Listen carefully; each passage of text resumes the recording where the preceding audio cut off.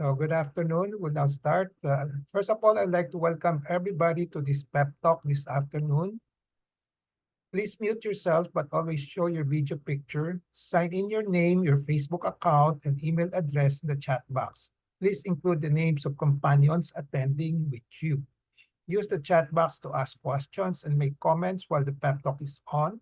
There'll be group pictures at the start and end of the pep talk, so please show your face in the video during the picture taking.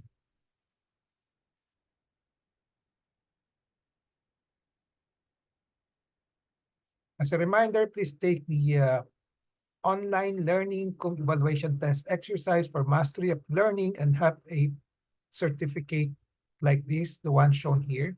Okay. So have a perfect score to get the certificate. The link has been placed in the chat box.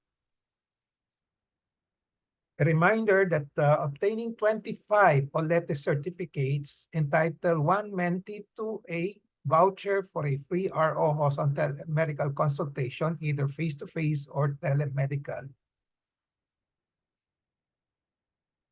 A request is that please type in your feedback in the chat box during the open forum and before we adjourn. Let's now have a group picture taking before we start the pep talk proper in 2 minutes. Please show your faces in the video and turn on your video.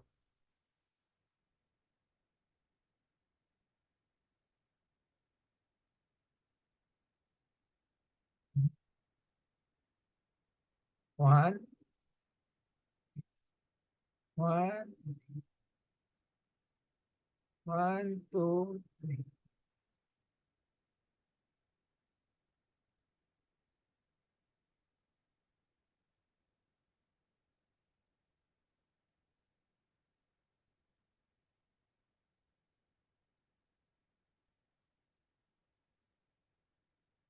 I have a patient empowerment program in which I like to empower the lay people or patients to take control in the management of their health. I started the pep talk on May 15, 2021 during the COVID-19 pandemic. There are 3 courses in the pep talk. I completed the core course on October 9, 2021. And from October 23, 2021 onwards, I've been tackling health disorder and health issue courses. This may take 3 years or longer depending on our enthusiasm, discipline, and perseverance. We're actually now on our 3rd year. We'll be completing the 3rd year on May 15, 2024. My pep talk today is entitled Developing a Breast Self-Exam Habit Through a Motivating Award. The empowerment objective is for the lay people to have an essential understanding on how to develop a breast self-exam habit through a motivating award as part of their health management. The contents of this pep talk will be the following. What is a breast self-exam? Why should all females develop a breast self-exam habit? How come not all Filipino females who can do or should be doing breast self-examination are doing it? And what is ROJoson's advocacy on breast self-exam? What is the breast self-exam awards? How to do breast self-exam and how to interpret the findings. ROJoson appeal to develop a breast self-exam habit. And lastly, ROJoson's appeal to join the breast self-exam awards in 2024. I'd like to have a disclaimer that the content of this pep talk will consist of my thoughts, perceptions, opinions, and recommendations culled from my personal experiences as well as from experiences of other professionals which I've come into contact with. Let's start with the first topic. What is a breast self-exam? A breast self-exam is an examination of one's own breast by the person herself in case of a female or himself in case of a male. So a breast self-exam can also be done by male, but mostly they usually done by female because there are more problems in the female. In this pep talk, the focus is on females doing breast self-examination. More specifically, breast self-examination consists of inspection. When you say inspection, you look at anything unusual, hindi pangkaraniwan, on the externals, on what you can see on the surface of the breast. And palpation. When you say palpation, it's feeling the breast for any abnormal mass. Yan ang focus. When you palpate your breast, practically the main of the priority is to feel for an abnormal mass. So inspection and palpation.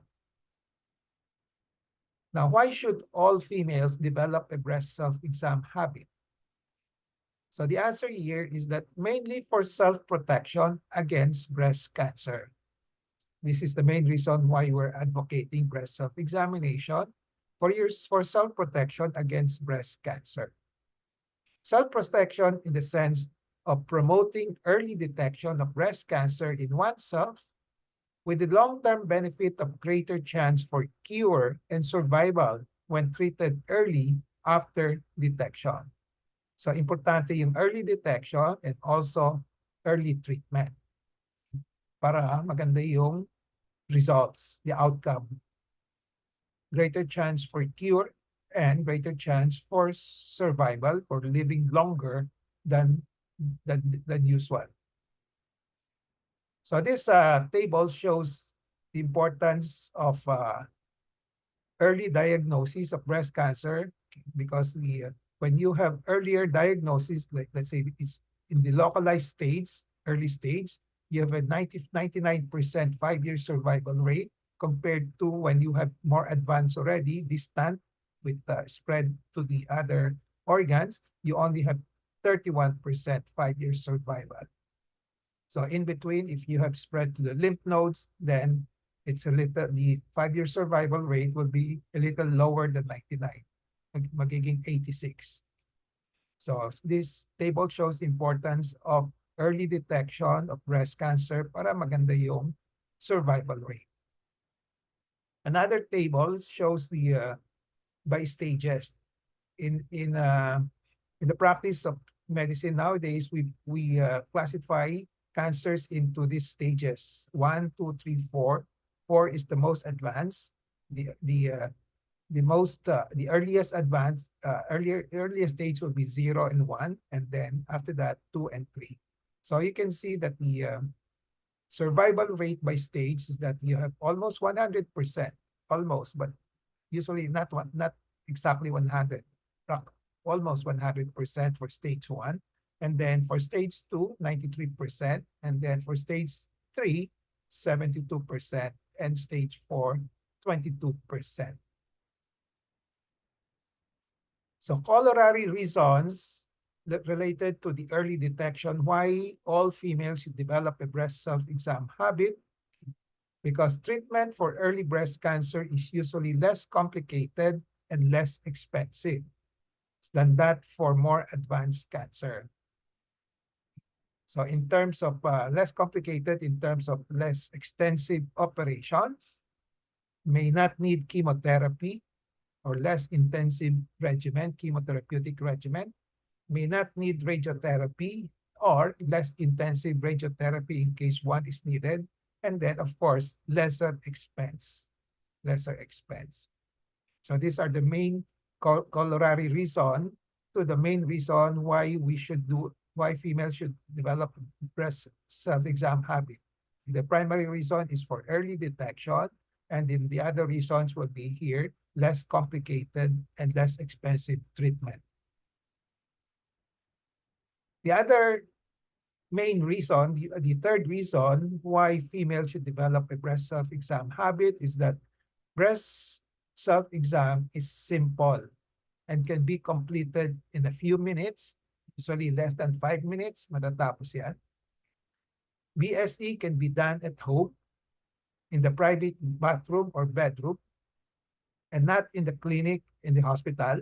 So when you do your BSE, it actually can be done anywhere, no? But in your own private area, either at home or in the private bathroom or bedroom. Okay.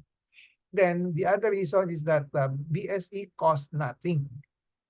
Libre naman yan. You don't have to pay anybody for that. So cost nothing to the person who does it. Even you can do it more frequently, once a month, twice a month, okay? Then compared to this cost nothing, compared to when you do to see a physician like me, you have to pay. So you have to you have some expenses when the physician do your clinical examination or physical examination, and then when you subject yourself to ultrasound and mammography. So all of these costs something. But for BSE, libre. No, not you don't have to shell out any amount of money for that. No? So simple, can be done at home, anywhere, and then cost nothing. Now, how come not all Filipino females who can do and should be doing breast self-examination are doing it? So number one, from my experience, these are what I have seen. Lack of awareness of the importance of BSE. They're aware of the importance, but they're not convinced and they're not committed to do the BSE for one reason or another. Then the other reason could be usually presented is they were not taught how to do BSE, and they would also say, I don't know how to do it. The fourth reason is that they would rather rely on physicians' physical examination and the laboratory diagnostic tests like mammo and ultrasound. Another reason is that they fear that they're afraid that they might find something when they do their BSE. And lastly, another reason that I have come across is that there is the unfounded fear that touching the breast may cause cancer, which is not true. Okay? Which is not true. Now, what is the ROJoson's advocacy on breast self-exam? As a physician specializing in breast cancer, I've been advocating breast self-examination since 1982 when I started my private practice, and up to now, 2024, so that's more than 40 years. I've always felt sad, disappointed, and frustrated, especially when I see patients with advanced breast cancer coming to me and knowing that they were not doing regular breast self-examination. I also have been feeling frustrated when my advocacy has fallen on deaf ear by majority of Filipino women. I care for them, but they won't listen to my advice. And as I enter my twilight years, I will make a last-ditch attempt. I know and accept that I will not be able to convince the 37 million adult female population in the Philippines. I'll just be contented if I can inculcate breast self-examination as a health habit in 200, kahit na 200 lang, adult Filipino female women before I die. So 200, pwede na. In 2022, I started the Breast Self-Exam Awards, and I was able to inculcate breast self-examination as a health habit in 65 Filipino women. In 2023, I was able to inculcate breast self-examination as a health habit in 22 Filipino women. So that's a total of 87 already. I'm tracking this number. Okay. And for this, have given 50,000 cash awards in 2022 and 2023 as part of the Breast Self-Exam Awards. So there's a cash involved there. So in 2024, I will try to reach my 200 persons goal. So that's 113 more. So I will try, of course, with your help. So as I said, this is my last ditch attempt in my advocacy in breast self-examination for all Filipino women by offering this breast self-exam award.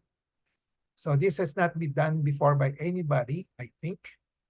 And I will go out of my way to give incentive cash awards to Filipino women who would do monthly breast self-examination for at least 9 months, kahit 9 months lang. No? Okay. Hopefully in 9 months, that person in this project, in this breast self-exam award, will be able to develop that habit already. The Breast Self-Exam Award was launched in January 15, 2022. The primary objective is to promote early detection of breast cancers among Filipino women and specifically to promote, advocate the practice of a health habit called the regular breast self-examination among Filipino women so that in case a breast cancer strikes, they will be able to catch it early enough and have it treated as soon as possible. And here are the general mechanics of the awards. I will teach the registrants on how to do breast self-exam, teach them how to interpret findings, document their performance of regular breast self-examination, as I said, for at least 9 consecutive months, with a report card and a video every quarter, so every 3 months, with clothes on, para may privacy. This is just to check that you really have done it and you're doing it correctly. So just a total of 3 videos to be submitted within the period of 9 months. And then I will incentivize them with certificates and cash awards.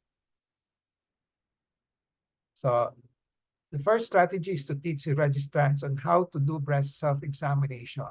So I'll give the links to the learning material, but right here you can see how a registrant, a participant, is doing the breast self-examination with clothes on.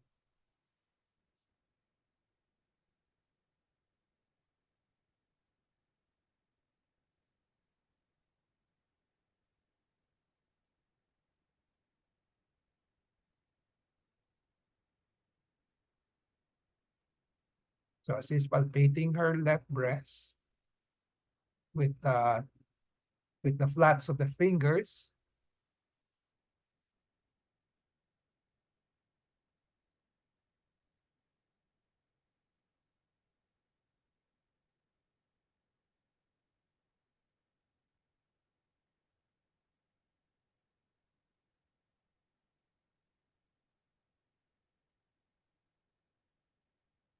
Covering all the quadrants, all the areas in the breast, upper, lower, upper, inner, outer, upper, out, upper, outer, inner, outward.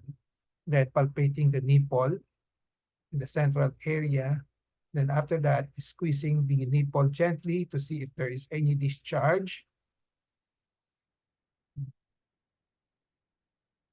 And after that, palpate the armpit for any mass, or usually we try to look for a lymph node.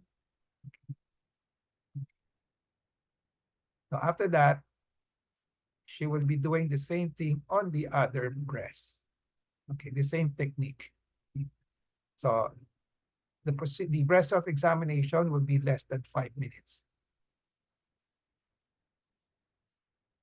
So teaching the registrants on how to do breast self-examination through a lecture like this, a pep talk on breast self-examination, a health habit to cultivate, and then with an online learning cum evaluation test exercise. This is more for mastery of learning. There's no failing grade here. You just have to keep on repeating until you master it. Then teach them how to interpret the findings on breast self-examination. Importante ito kasi most of the time when there's an advocacy on breast self-examination, the interpretation is not being taught. Kaya kuminsan, baka hindi interesado, walang, it's not attracting a lot of women to do breast self-examination. Document their performance of regular breast self-examination for at least 9 months with a report card and a video every quarter with clothes on, with total of 3 videos. Okay.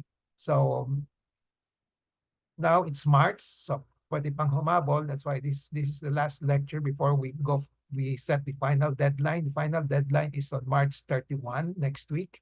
So you can still catch up. March to November, at least 9 months.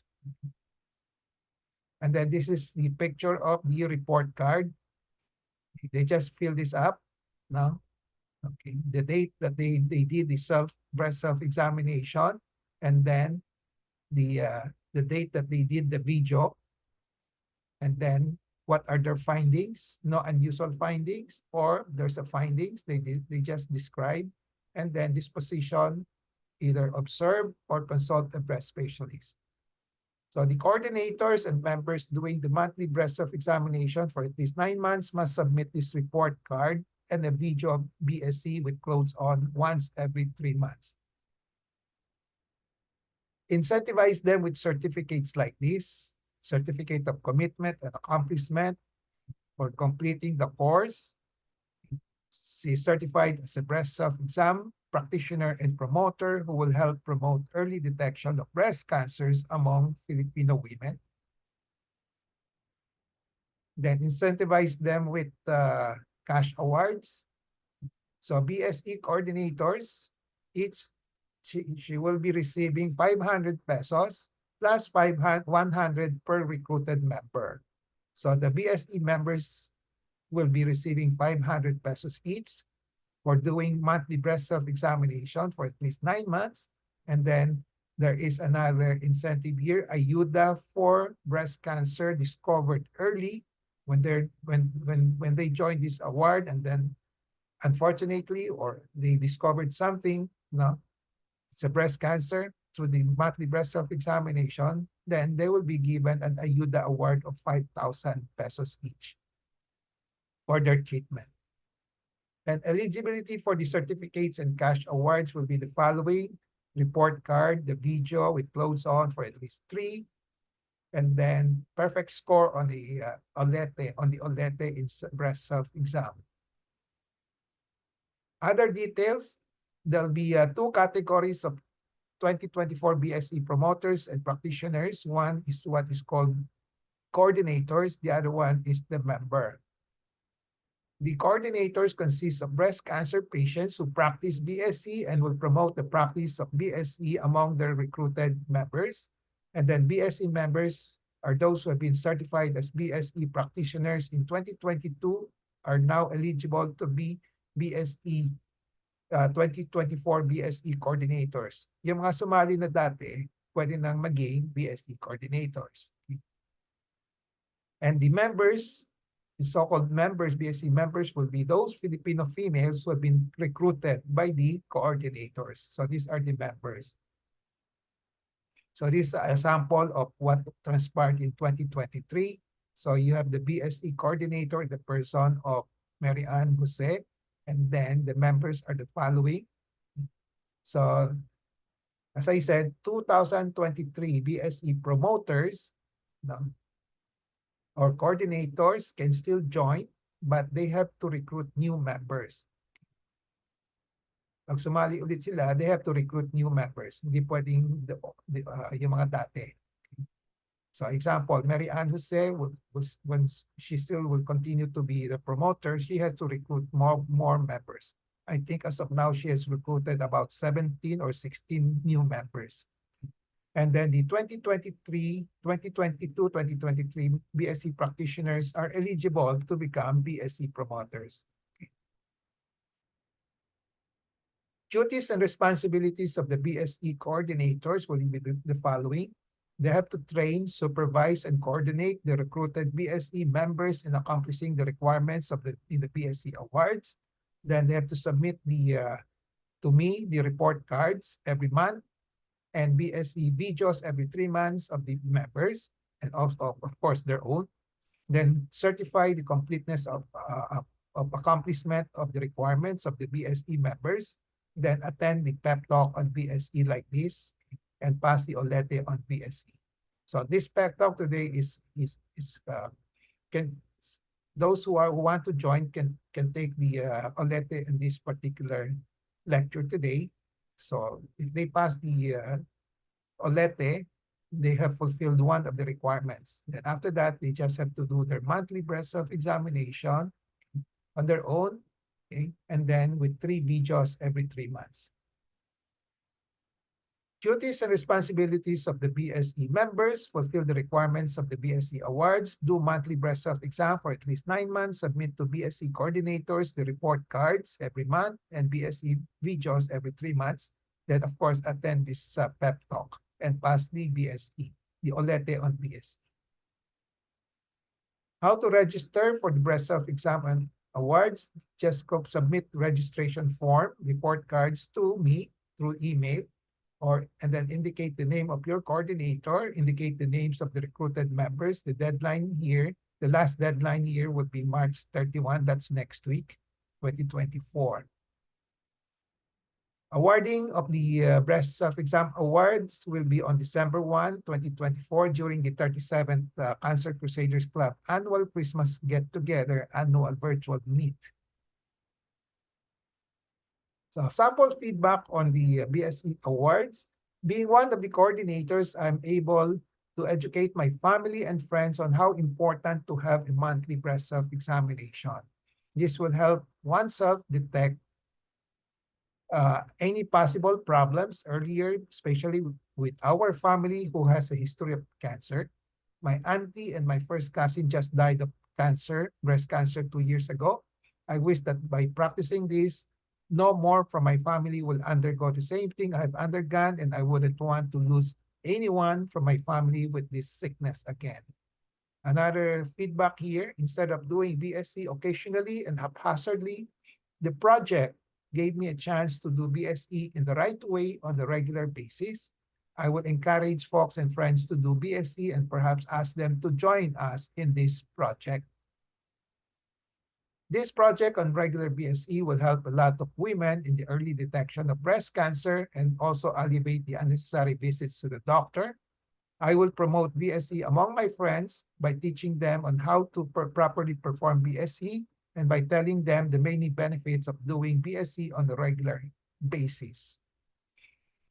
The benefits of this project regarding the regular BSE will help a lot of women in the early detection of breast cancer, especially those who don't have the means to pay mammogram or ultrasound on a regular basis. Medyo mahal din ang mammogram and ultrasound. Yeah, you cannot do it on a regular basis, especially if there is no subsidy from the government. So a most tangible outcome of the BSE awards occurred in last year, 2022, 2024, late last year to early this year. So a BSE coordinator reported in November 2023, her sister was able to discover an early breast cancer because of the project. She was, her sister was given 5,000 ayuda for her treatment. So her comment here is that one of my sister who was a member of BSE last year has learned that she has a small cyst in her breast, so a small mass tumor. She had continually practiced to do BSE. Without this knowledge, she would not have detected the tumor. So this tumor turns out to be cancer. So, and then, okay, laking tulong din po talaga yung may PW card para kay mama. Okay, I helped them get a PW card. So thank you din po sa pag-mention sa amin about it and sa medical certificate which I gave them to get the PW card. Mama noon po, pa-check up. Okay, so they were able to fulfill the requirements. So let's now go to how to do BSE and how to interpret the findings. So before going on how to do BSE, there are some essential pointers to remember. All women should start developing a habit of doing BSE as early as age 18. I just put it the legal age na lang, legal age, as part of their preparedness program in detecting breast cancer in case one unfortunately develops in their bodies. Breast cancer is still rare in this age group, yung 18 na yan, na? Pero it starts coming out at age 30 to 40. So at age 18, there is a lead time of 12 years in developing a breast self-exam habit in detecting early breast cancer. So kung na-develop na yung breast self-exam habit at age 18 at may lumabas, pwedeng lumabas yung karoon sila cancer at age 30, 40, pwede discover na kagad ng maaga. And the advantage here also is that breast cancer in younger patients usually are more aggressive. Kaya importante ma-discover kaagad, no? At this age, 30, 40, compared to patients who are in yung mga postmenopausal, yung mga 60, may breast cancer, mas maganda yung prognosis compared to the younger patients. Kaya importante, maturuan sila, okay? So developing a breast self-exam habit to start them young, no? Bata pa, no? At 18, pwede na. BSE consists of inspection, as I said earlier, looking for anything unusual on the externals of the breast, and then palpation, feeling the breast for an abnormal mass. In palpation, one has to differentiate lumpy breast tissue from a real mass, which is medically called a dominant mass. Kasi marami tayong nakakapa. Kasi kadalasan sabihin, I don't know how to make kapa, but here I'm teaching you na marami yung breast, usually hindi siya smooth. Kung di kayo marang kumapa, baka sabihin niya bukol. No? So we have to differentiate yung lumpy breast from the real mass. No? Okay? Which I'm trying to teach you now. So if there is a palpated dominant mass, the real mass, then it is considered as a red flag. So when you say red flag, it needs further investigation. It doesn't necessarily mean cancer, but it needs further investigation. So to enlarge that picture that I showed earlier, so ito yung taba, ito yung fat, ito yung pinaka-breast substance. No? Usually hindi pantay siya, no? Because of hormonal changes. No? Pregnancy, hormonal changes, kaya humpy or lumpy breast surface. I just use the word surface, not lump. So this is what we call fibrocystic changes due to hormonal changes, and then it's considered normal. But if you have a dominant mass which stands out, no, different from the surrounding area, then this is the so-called the real mass, and this is the red flag. And then when you palpate your breast, use the flat of the finger. Wag yung tip mo na. Kasi pag tip ang fingers, ang gagamitin nyo, yung mga malilit na bukol, yung humps nito, makaakala niyo bukol. No? Okay. So use the flats of the fingers. So for menstruating women, it is usually advisable to do BSE a few days after the last day of the mens to avoid hormonal swelling of breast tissues during mens being mistaken for a dominant mass. So this is aside from avoiding discomfort induced by palpating a breast that is usually sensitive during the time of menstruation. For non-menstruating women or those with irregular mens, it is usually advisable to choose either the first day or the last day of the month for doing the monthly BSE for ease of remembering memory, no? Para matatandaan. No? So yung mga non-menstruating and those with irregular mens, just choose the first day or last day or any day that you want. No? Basta just stick to it. The first goal of BSE is to look and feel for anything unusual.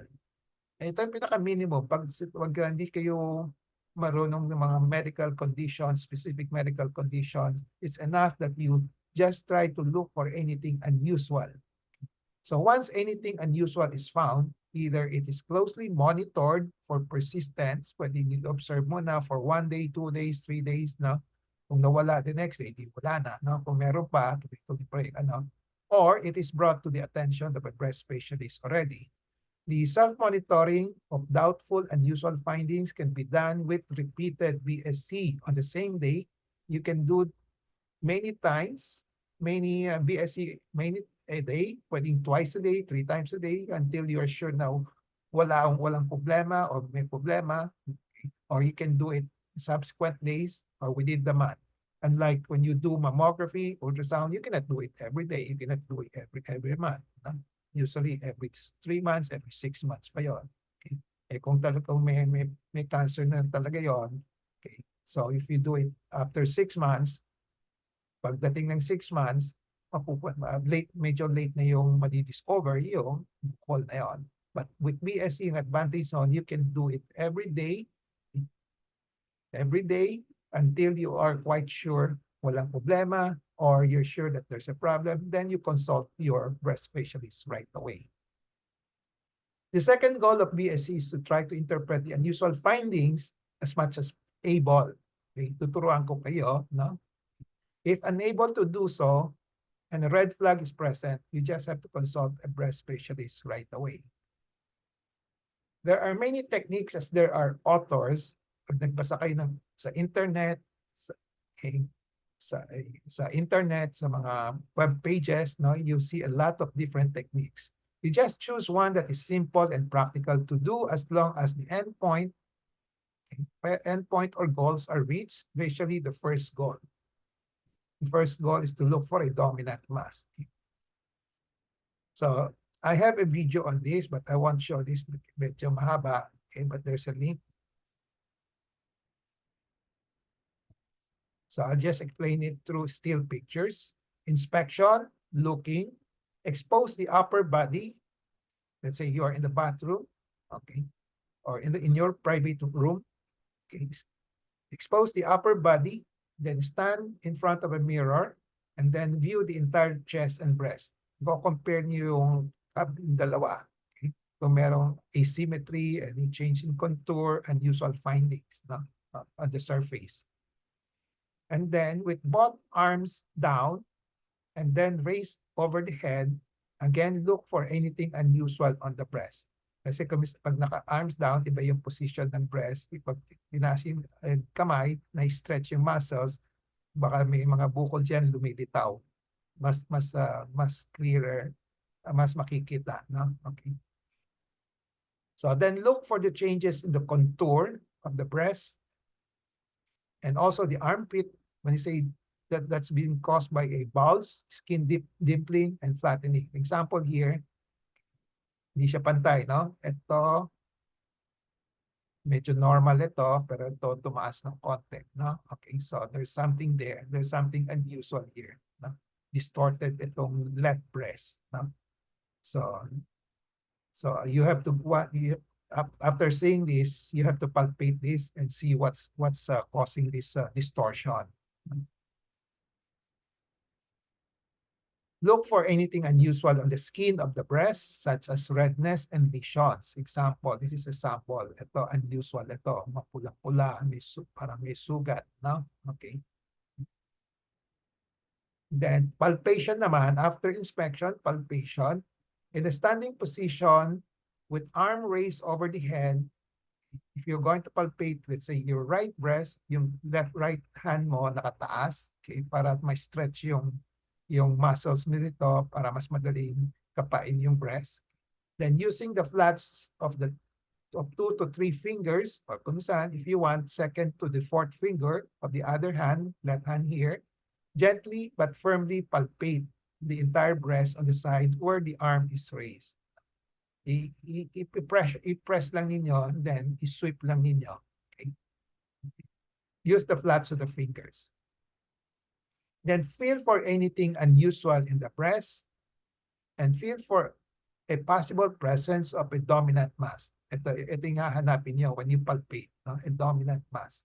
As I said, a dominant mass is an unusual density distinct from the surrounding breast tissue with a felt margin or border which connotes a 3-dimensional mass. In contrast to yung mga fibrocystic changes, humpy breast, wala yung 3-dimensional mass. Parang kumisan mahaba lang, makapal lang, gano'n. No? So ito, may dominant mass yan na outline. In-outline ko lang. No? Now, it's important to cover the entire breast by going from one quadrant.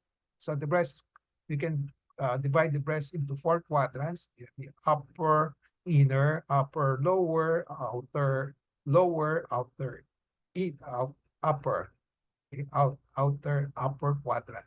4 quadrants. Okay. So importante ma-cover lahat. No? And then, before palpating the armpit, gently squeeze the nipple for possible presence of discharge. Hanapin niyo kung may discharge. Number 2, kung may discharge, anong kulay. Okay. Maganda yung hindi siya mapula. Okay. Pag may mapula ng konti, it might connote some blood, no? Mas delikado yon, no? But kung ganito lang, yellow, kumisan white, kumisan milk, no? Kumisan watery, walang kulay, okay lang yon, walang problema. As long as walang bukol sa ilalim, no?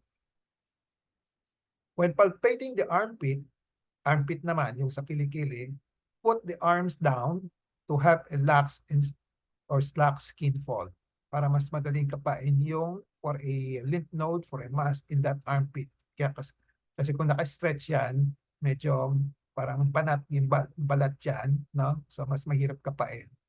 So place the palpating fingers initially at the uppermost portion of the armpit, yung pinakatuktok, and then gently and firmly press against the chest wall, yung sa dibdib nyo, yung sa ribs, no?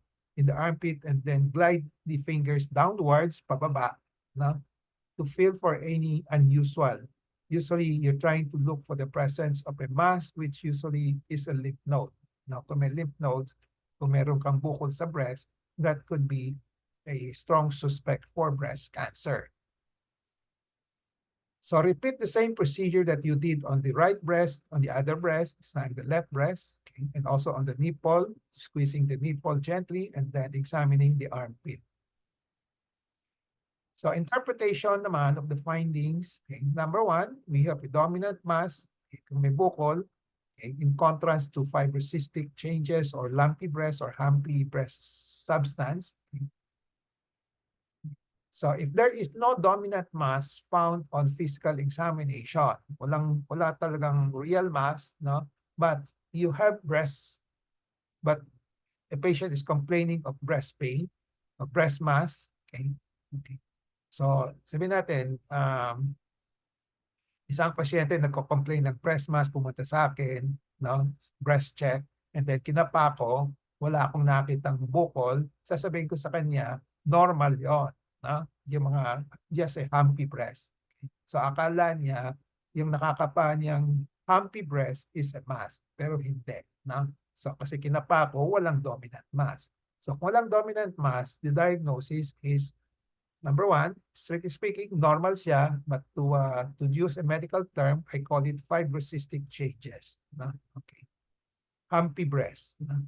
Now, if there is breast pain, kadalasan may kino-complain kayong masakit, ang suso, pero walang dominant mass, then the diagnosis is still fibrocystic changes. Remember that when you have hormonal changes, you can have, most of the time, you have breast pain. Parang yung dysmenorrhea with men's with pain. Ganun yun, due to hormonal changes. So when you have nipple discharge naman, okay, ito, as long it's not sanguine, when you say non-sanguinous, it's not red, okay, nipple discharge without dominant mass, walang bukol sa ilalim, again, it's still hormonal changes, fibrocystic changes. No? Pero kung yung nipple discharge ay mapula, dugo, no? Pero walang bukol pa sa ilalim dito sa sa breast, then it's usually caused by an intraductal papilloma. Benign pa rin siya, na benign pa, na basta walang bukol. Okay? So fibrocystic changes, kung yung nipple discharge is not red, okay, walang bukol, and then kung may red na nipple discharge, tapos pero walang bukol, na intraductal papilloma. Mamaya, I'll tell you, when you have a red nipple discharge, tapos may bukol, you have to think of cancer. Okay. Okay. So the other situation, mapula-pula with redness, okay, tenderness, pero walang bukol, mapula-pula lang, pero masakit. No? Yan tinatawag na mastitis, no? Inflammation of the breast. No? Wala pang nana, mastitis pa lang. No? Okay. But the moment you have, there's a tender fluctuant mass, parang pigsa, no? You call that breast abscess already. So usually masakit siya, mapula, pag pinipindot mo, parang may laman na fluid, no? Which could be the pus, the nana. Okay? So we call that breast abscess. So once you have this, huwag kayong matakot na breast cancer. No? So you just say, may problema nga, pero at least it's breast abscess. No? Now, if you have when you say cystic mass, it contains fluid. No? Pag pinipindot ito, parang lumulubog, no? It's cystic. No? So pag may cystic mass, we call that macrocyst, yung malaking cyst. yung fibrocystic, maliliit lang yung mga cystic area, yung mga less than 1 centimeter. Yan, hindi mo masyadong mapipindot yon. Pero pag yung isang bukol ay kasing laki ng, let's say, isang Holland at siniguelas, no? At pag pinipindot, lumulubog, parang may fluid, we call that macrocyst. No? This is usually benign. Okay? Okay, when to suspect cancer? So if there is the presence of the dominant mass, starting point palagi may bukol, then meron mga giveaway signs of malignancy. Ang giveaway signs of malignancy would be local invasion of the breast mass on the adjacent tissues. Kasi as we know, ang behavior ng cancer, nag-invade siya sa surrounding tissues. No? And then signs of spread. That's another behavior of mga cancer. Nag-spread siya sa lymph nodes. Kung meron kang nakakapang lymph nodes, that's a sign of spread. No? Okay. Then, the other situation in which you suspect cancer is that when you have a nipple discharge na mapula, tapos may bukol, then you suspect cancer. Pero kung mapula siya at walang bukol, usually hindi. Usually hindi. Intraductal papilloma. Yan ang sinabi ko kanina. No? So, signs of local invasion of breast mass on the adjacent tissues. Ito yung mga signs. Pag yung naka-fix yung bukol to the adjacent tissues hindi gumagalaw, no? So it's either on the underlying skin, overlying skin, okay, kasi pwede din nakadikit sa nipple, hindi gumagalaw yung nipple, areola, and the underlying chest wall muscles, no? Yung mga pag nakadikit sa muscles sa ribs, hindi mo talagang magagalaw yung bukol, no? Hindi gumagalaw, no? Okay. Then skin changes, ito, mga skin changes na ito, no? Yan. Skin changes over the mass are suggestive of local invasion, such as ulceration and fungation. So, pag meron na kayong signs of local invasion, you think of cancer right away. But usually, medyo advanced na ito, no? And signs of spread is another clue for cancer. So, presence of lymph nodes on the same side. So, sabihin natin, may bukol sa left side and then may bukol siya sa left axilla, sa armpit, then you suspect breast cancer. Or kaya meron siyang bukol doon sa taas ng leeg, doon sa leeg dito. No? Okay. So this is more advanced already. No? Okay. Signs of invasion, signs of spread will make you suspect breast cancer. So my appeal to develop the breast self-exam habit. So develop a breast self-exam as a health habit. Make it as your first and mainstay screening and detecting armamentarium for breast cancer. You can complement BSE with a breast specialist examination and imaging procedures as needed and indicated. Pero mauuna yung breast self-examination before you go to a breast specialist, before you go for a mammography or ultrasound. Dapat mauna yung breast self-examination. Do not rely solely on breast spatial examination and imaging procedures as they may give you false negative findings at the time of examination. And if you do monthly breast self-examination, you may be able to discover a dominant mass that may appear before the next checkup. So this way, you're able to discover a dominant mass early. So ang ibig sabihin nito, baka sinabi ng doktor o kaya mamo o ultrasound negative, no? Baka yung pala, false negative. Pero if you do your breast self-examination at may lumabas na bukol, yung madidiscover kagad kaysa yung ang next check-up mo with the doctor or baka 3 months, 6 months after pa. Medyo matagal na yun. No? Do not listen or be discouraged by the negative recommendations on BSE. Maraming nagka-criticize sa BSE. Sabi niya, ay, wala, it's not useful. It's not, no? Okay. Okay, maniwala. No? Do not be afraid to do BSE as it will not cause breast cancer. Okay, matakot at na hawak lang, touch lang would cause cancer. Hindi tama yun. Mali yung paniniwala. Do not be afraid to do BSE because of fear of finding breast cancer. If there is a breast cancer, with BSE, at least it is detected early enough. Kaysa di ka gagawa ng BSE, may lumabas dyan, no? Yung pala, pag Pag na-discover na, medyo madala na.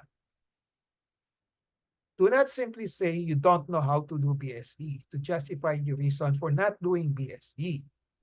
So with this lecture, that's why I'm trying to promote it, to help you, okay, to teach you.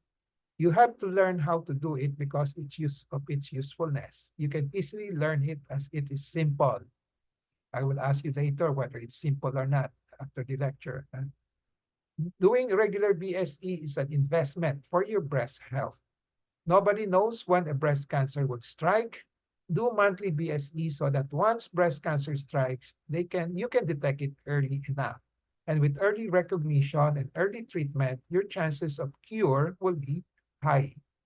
If you don't do BSE, and if a breast cancer appears and it's already in the advanced stage, you will be blamed for the situation because you did not love yourself, your body enough.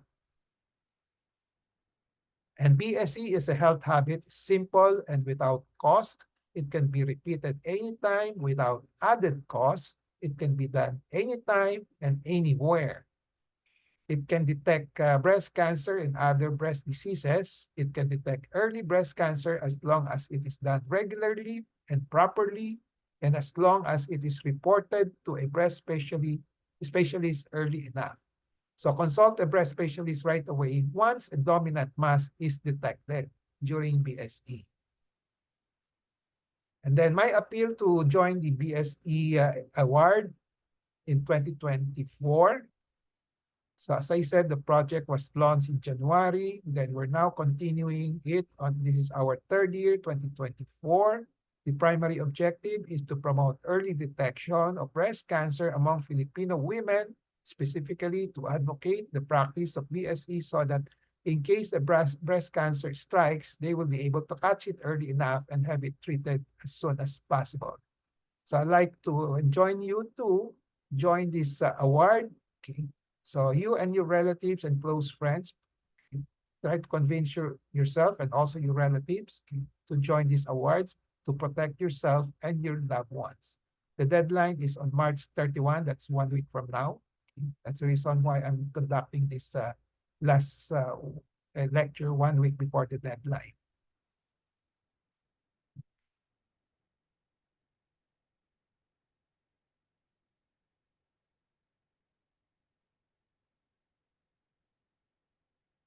Yes, this is sample again of the video, okay, with clothes on, palpating, then the nipple, and then the axilla.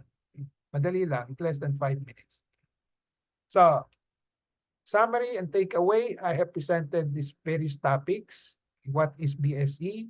Why should all females develop a breast self-exam habit? How come not all females are doing it? What is my advocacy on breast self-exam? What is the breast self-exam awards? How to do breast self-exam and how to interpret the findings, and my appeal on how to develop a breast self-exam habit, and then how to join the breast self-exam awards in 2024. Takeaway in relation to patient empowerment: be always in touch with reliable medical information on the importance of developing a breast self-exam habit. Knowledge is power.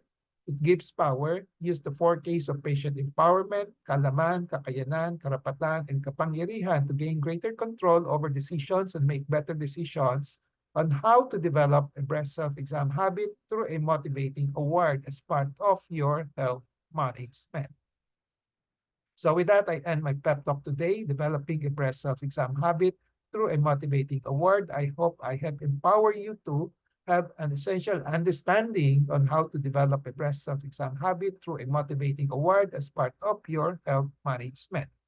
Let's now, before we go to the question and answer portion, reminder, please take the online Learning Cube evaluation test exercise for mastery of learning and have a perfect score to get a certificate like this one.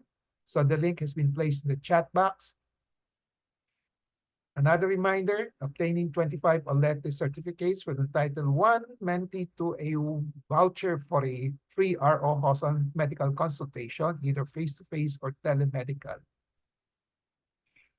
Feedback, please type in your feedback in the chat box during the open forum and before we adjourn. So let's now have a group picture taking before we start the question and answer portion. Please turn on your video now.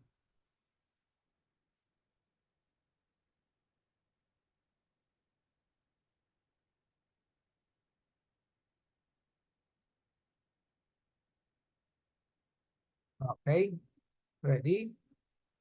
1, 2, 3.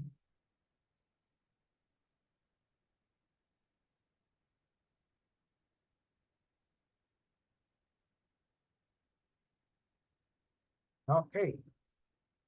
So the floor is now open for questions, comments, free consultations. Short lang, pwede.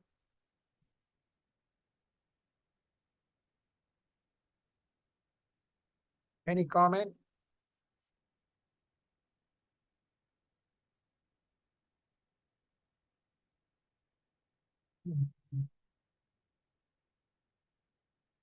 Who are ready to join the Breast Self-Exam Award?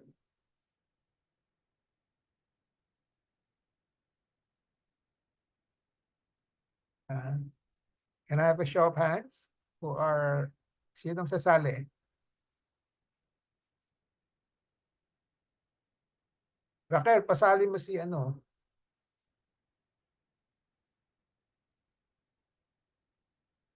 Si Jennifer. Yes po, Doc. And then mag-recruit siya ng 5. Ah, Yes po, Doc. Yep. okay. Agnes, sali ka. Agnes is a cancer survivor of 20 so many years na. Turuan mo yung mga kamag-anak mo. Okay. Okay. It will benefit your relatives. Okay. Okay. So we have new faces here. So if you don't mind, we'll just ask them. Rosanna, any feedback? Any reactions? Okay naman po. Okay, Doc. Okay naman. So you like to join? I will think about it, Doc. Okay. Okay. So, pero meron ka natuto dito sa lecture ko, at least on the breast self-exam, Yes po. how to interpret. Yes. Importante yung I will do it monthly po to check BSc. BSE. Yeah. BSE. Okay. Sige. Thank you, Doc. You're welcome. Loida, anything? Loida, dati ka na nag-attend, di ba, Loida? Yes po, Doc. Member po ako. Ah. Try ko pong mag-recruit para maging coordinator naman this time. Ayan, good. Okay. Help me achieve yung 122 target ko pa. Kulang pa ako ng 122. Okay. Judy. Judy Eusebio. Okay, Maya. Para makilala ko lang kayo, yung mga bago.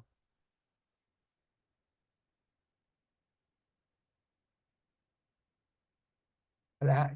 Ay, makatulog si Judy. Okay. Agnes. Lalaine Victor Lero, thank you for joining us. I hope na. Umabot ka ba sa lecture, Lalaine? Baka hindi ka umabot.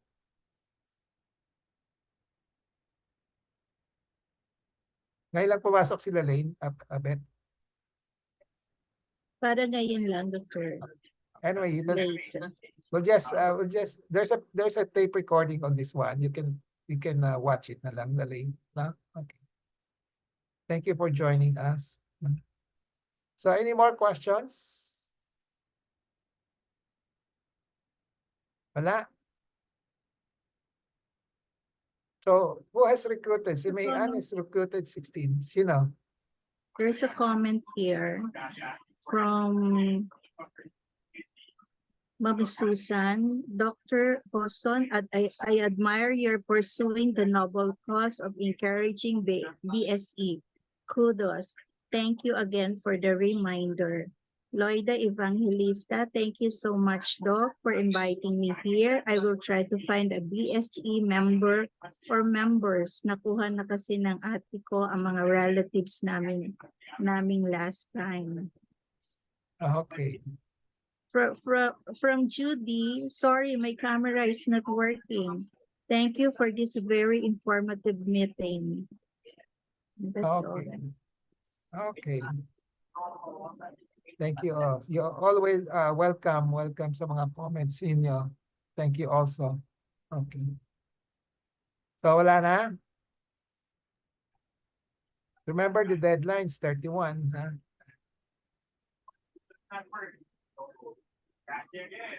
Mayan, okay ka na? Yung 16 mo?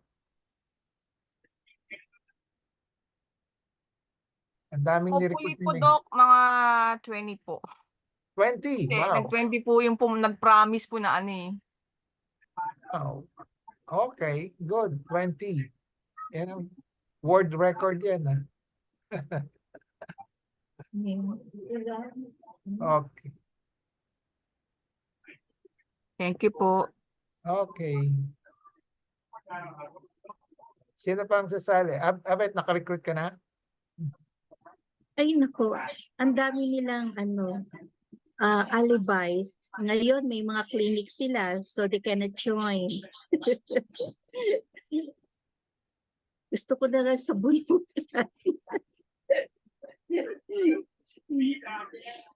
Okay. Well, okay lang sa akin. I just try my best. No? We cannot force them kung ayaw nila. Oo, ang hirap eh. I'll try yung yung mga anak ni Christy. Anak ni Christy. Okay. Oo.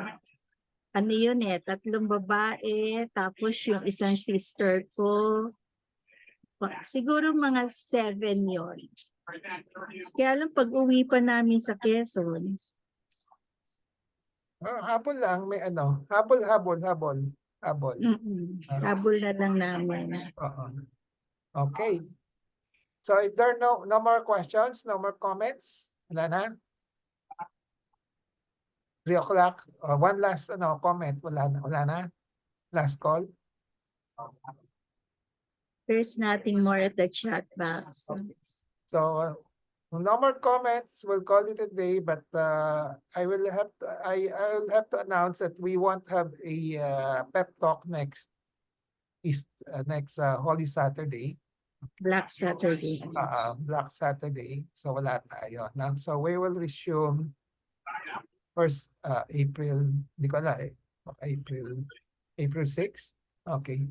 April 6. Yeah. Okay. So sige. So okay. So we'll now call it a day. We'll just see each other on April 6. Now I will announce the topic on the website, on the Facebook. So most likely the topic will be I'm focusing now on the issues. No, can a biopsy cause spread of the cancer? So that's a question that's a common concern of mga tao eh, diba? Okay. Can a biopsy cause spread of the cancer? No? So I'm trying to develop a lecture on that. No? Okay.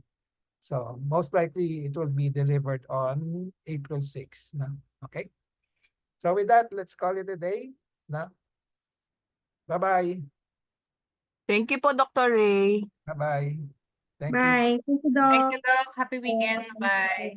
Happy weekend also. Bye-bye.